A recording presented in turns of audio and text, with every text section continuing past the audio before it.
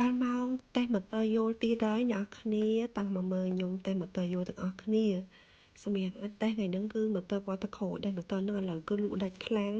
សម្រាប់ម៉ូទ័រដែលចេញថ្មីនេះដោយសារតែវាមានភ្លេងណាអ្នកគ្នាវាមានភ្លេងហើយយើងអាចកំណត់ម៉ោងយល់លើនឹងបានទៀតយើងចង់ឲ្យវាយល់ប្រហែលនាទីចុចថាមើលលើនឹងវាមានលេខលើនឹងអញ្ចឹងណាមានលេខ60នាទីឡើងសម្រាប់សំឡេងភ្លេងយើងអាចបន្ថយសំឡេងឬក៏តម្លើងសំឡេងបានទៀតយើងអាចចុចដូរបទភ្លេងក៏បានហើយអានេះគឺជាខ្សែរបស់វាខ្សែវាប្រើបានពីររបៀបអ្នកគ្នាចង់ប្រើជាមួយភ្លើងដោតមួយក្បាលវា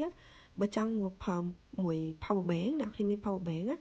អាចប្រើមួយ power bank ក៏បានដែរខ្សែហ្នឹងបាទឥឡូវយើងមកតេស្តមើលចលនាវិលរបស់វាទាំងអស់គ្នាណាសម្រាប់ម៉ូទ័រស៊េរីថ្មីនេះចេញមកគឺធ្វើឲ្យអ្នកគ្នាងាយស្រួលមែនតើនេះ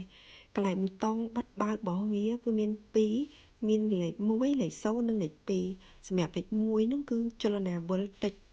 បើន័យថាពេលណាគេចង់ឲ្យហឹងនឹងយល់យើងតិចអាចចុចលេខ1សម្រាប់លេខ2គឺចុចទៅគឺធ្វើឲ្យម៉ូទ័រហ្នឹងគឺយល់ខ្លាំងជាងមុនហើយលេខ0គឺសម្រាប់បិទអរគុណបងប្អូនទាំងអស់គ្នាសម្រាប់ការមើលវីដេអូនេះ